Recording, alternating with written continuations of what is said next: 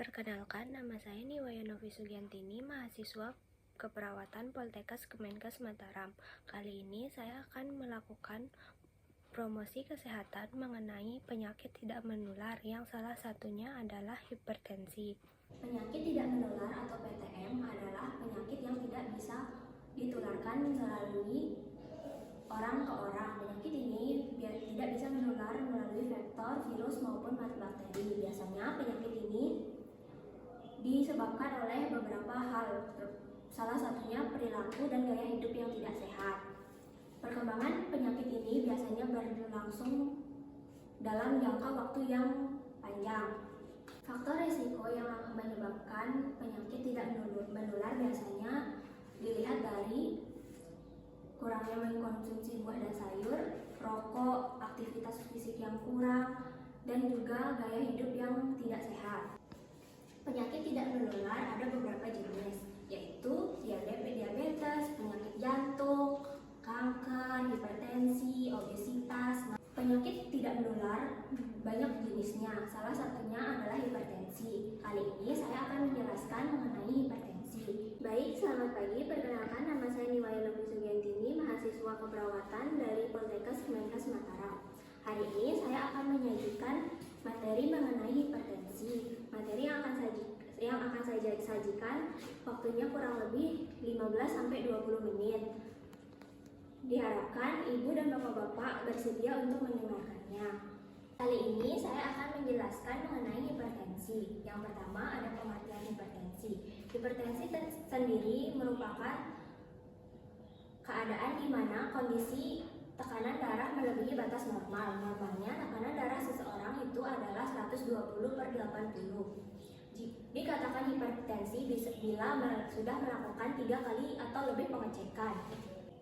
Klasifikasi tekanan darah menurut WHO itu ada 3. Yang pertama, tekanan darah normal itu berada di antara 120/80. Yang kedua, ada prahipertensi, itu tekanan darah berada di antara 140/90. Yang hipertensi itu tekanan darahnya berada di antara atau lebih dari 140/80. Hipertensi yang pertama dari keluarga. Faktor genetik sangat mempengaruhi hipertensi. Biasanya faktor ini sangat berperan dalam kesehatan seseorang. Genetik sangat berperan dalam pertumbuhan, entah itu masalah kesehatan ataupun lainnya. Yang kedua ada usia. Untuk pria biasanya hipertensi terjadi di usia yang 55 tahun dan untuk wanita di atas 55 tahun. Yang ketiga ada jenis kelamin. Biasanya laki-laki lebih banyak mengalami hipertensi yang disebabkan oleh faktor usianya atau kecenderungan kebiasaannya untuk merokok atau melakukan aktivitas tidak sehat lainnya. Sedangkan wanita biasanya lebih banyak terkena hipertensi karena disebabkan oleh faktor genetik atau cara mengatur pola hidupnya juga yang tidak sehat. Yang keenam ada kurangnya aktivitas fisik. Kurang aktivitas fisik ini biasanya dilakukan dengan berolahraga secara teratur. Gejala hipertensi ada sering sakit kepala, penglihatan kabur, mual dan muntah, nyeri dada, dan sesak napas. Jika seseorang mengalami beberapa hal yang telah saya sebutkan tadi, mungkin sebaiknya lebih baik untuk segera dikonsultasikan ke dokter. Komplikasi akibat hipertensi ada gagal jantung, stroke, gagal ginjal, dan kelainan pada mata atau kurangnya penglihatan. Penanganan hipertensi yang pertama ada olahraga secara teratur. Bisa melakukan olahraga mungkin seminggu sekali atau 2 kali. Yang kedua ada kurangi natrium. Bisa mulai mengurangi kadar garam dalam makanan yang seperti micin, masako, dan makanan-makanan yang berlemak itu sebaiknya dikurangi. Yang ketiga ada mengatur pola makan dan melakukan pola hidup yang sehat. Yang keempat, kurangi stres. Penanganan hipertensi lainnya dapat dilakukan secara cerdik patuh. Cerdik artinya cek kesehatan atau kondisi Anda. E. Enyahkan asap rokok. Yang E. Rajin aktivitas fisik. Yang D. Diet secara berkala. Yang I. Istirahat yang cukup. Yang K. Kendalikan stres. Sedangkan untuk patuhnya yang B. Periksa kesehatan secara rutin dan ikuti anjuran dokter.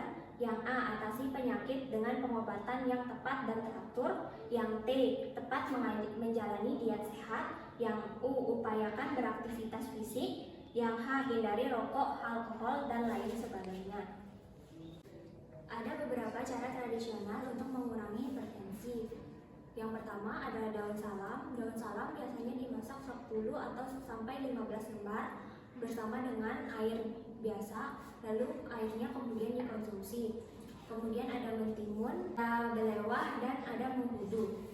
Untuk lebih jelasnya, saya akan membagikan PowerPoint yang sebelumnya sudah saya siapkan. Di sini dijelaskan, hipertensi merupakan kondisi di mana tekanan darah berada di atas normal. Hipertensi dikenal juga dengan penyakit tekanan darah tinggi. Tekanan darah seseorang normalnya setara atau kurang dari 120/80. Jika seseorang memiliki tekanan darah di atas 140/90, maka ia menderita hipertensi. Menurut Organisasi Kesehatan Dunia (WHO), tekanan darah normal bagi orang dewasa adalah 120/80. Angka 120 menunjukkan tekanan darah sistolik, yaitu tekanan saat jantung memompa darah ke seluruh tubuh. Sementara angka 80 menunjukkan tekanan diastolik, yaitu tekanan saat otot jantung relaksasi dan menerima darah yang kembali dari seluruh tubuh. Penyebab hipertensi yang pertama ada riwayat keluarga. Faktor genetik cukup berperan terhadap timbulnya hipertensi. Jika memiliki riwayat keluarga sedarah, orang tua, kakak atau adik, nenek, kakek yang menderita hipertensi, maka penderita memiliki resiko untuk mengalami hipertensi menjadi lebih tinggi. Yang kedua, ada usia. Tekanan darah seseorang cenderung lebih tinggi seiring bertambahnya usia. Hal ini disebabkan karena semakin bertambahnya usia, terutama usia lanjut, pembuluh darah akan secara alami menebal dan lebih kaku. Perubahan ini dapat meningkatkan risiko hipertensi. Yang ketiga ada jenis kelamin. Laki-laki lebih banyak mengalami hipertensi di bawah usia 55 tahun, sedangkan pada wanita lebih sering terjadi saat usia di atas 55 tahun. Setelah wanita mengalami menopause, wanita yang tadinya memiliki tekanan darah normal bisa saja terkena hipertensi karena adanya perubahan hormon tubuh. Yang keempat ada merokok. Merokok dapat merusak jantung dan pembuluh darah. Nikotin dapat meningkatkan tekanan darah, sedangkan karbon dioksida bisa mengurangi tekanan oksigen yang dibawa di dalam darah. Yang kelima ada kegemukan. Ketidakseimbangan antara asupan makanan dengan pengeluaran energi menyebabkan kegemukan dan obesitas. Kelebihan berat badan maupun obesitas berhubungan dengan tinggi jumlahnya kolesterol jahat di dalam darah, hingga dapat meningkatkan resiko hipertensi. Yang ketujuh ada mengkonsumsi alkohol. Mengkonsumsi alkohol yang rutin dan berlebih dapat menyebabkan berbagai gangguan kesehatan, termasuk diantaranya adalah hipertensi. Selain itu, kebiasaan buruk ini juga berkaitan dengan resiko kanker, obesitas, gagal jantung, stroke, dan kejadian kecelakaan. Yang terakhir ada stres. Stres berlebih akan meningkatkan risiko hipertensi. Saat stres, tubuh mengalami perubahan pola makan dan malas beraktivitas. Hal-hal tersebut tidak langsung dapat menyebabkan hipertensi. Ada beberapa gejala hipertensi. Yang pertama, ada sering sakit kepala. Sakit kepala merupakan gejala hipertensi yang paling sering terjadi. Keluhan ini khususnya dirasakan oleh pasien dalam tahap krisis, di mana tekanan darah berada di angka 180/120 atau bahkan lebih tinggi lagi. Yang kedua, ada gangguan penglihatan. Gangguan penglihatan adalah salah satu komplikasi dari tekanan darah tinggi. Tanda hipertensi yang satu ini dapat terjadi secara mendadak atau perlahan. Salah satu gangguan penglihatan yang dapat terjadi akibat hipertensi adalah retinopati hipertensi. Ketika terjadi peningkatan tekanan darah, pembuluh darah mata dapat pecah. Hal ini menyebabkan penurunan penglihatan mata secara tajam dan mendadak. Yang ketiga, ada mual dan muntah. Mual dan muntah adalah gejala darah tinggi yang dapat terjadi karena peningkatan tekanan darah di kepala. Yang keempat, ada nyeri dada. Penderita hipertensi dapat mengalami keluhan nyeri dada. Kondisi ini terjadi akibat penyumbatan pembuluh darah pada organ jantung. Tidak jarang, nyeri dada menjadi penanda dari serangan jantung yang juga bermula dari tekanan darah tinggi. Yang kelima, ada sesak napas. Penderita hipertensi juga dapat merasakan keluhan sesak napas. Keadaan ini terjadi karena jantung mengalami pembesaran dan gagal memompa darah. Jika seorang mengalaminya, jangan ragu untuk berkonsultasi dengan dokter. Selanjutnya ada komplikasi akibat hipertensi. Yang pertama, ada gangguan jantung. Saat terjadi tekanan darah yang tinggi secara terus-menerus, dinding pembuluh darah akan rusak secara perlahan-lahan. Kerusakan ini dapat mempermudah kolesterol untuk melekat pada dinding pembuluh darah. Semakin banyak penumpukan kolesterol, diameter pembuluh darah akan semakin mengecil. Hal ini akan membuatnya lebih mudah tersumbat. Penyumbatan yang terjadi di pembuluh darah jantung dapat menyebabkan serangan jantung dan beresiko mengancam nyawa. Yang kedua, ada stroke. Kerusakan pembuluh darah pada jantung juga dapat terjadi pada bagian otak. Keadaan ini dapat menyebabkan penyumbatan yang disebut dengan stroke. Tingkat keberlangsungan hidup dan keparahan gejala stroke yang ditimbulkan tergantung dari beberapa cepat penderita mendapat pertolongan. Yang ketiga, ada emboli paru. Selain pada otak dan jantung, pembuluh darah pada paru-paru juga dapat rusak dan tersumbat akibat tekanan darah tinggi. Apabila arteri yang membawa darah ke paru-paru tersumbat, akan terjadi emboli paru. Kondisi ini sangat serius dan membutuhkan pertolongan medis yang segera. Yang keempat, ada gangguan ginjal. Tekanan darah yang tinggi dapat merusak pembuluh darah di ginjal.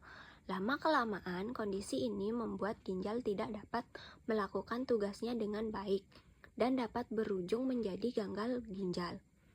Yang kelima, kerusakan pada mata. Tekanan darah tinggi dapat menyebabkan lapisan jaringan retina menebal. Padahal lapisan ini berfungsi mengubah cahaya menjadi sinyal saraf yang kemudian diartikan oleh otak. Akibat hipertensi, pembuluh darah dari retina juga akan menyempit. Kondisi ini dapat mengakibatkan pembekakan retina dan penekanan saraf optik, sehingga akhirnya gangguan penglihatan bahkan akan berlangsung kebutaan. Berikutnya ada penanganan hipertensi. Yang pertama ada olahraga teratur. Olahraga secara rutin merupakan cara ampuh untuk mencegah hipertensi.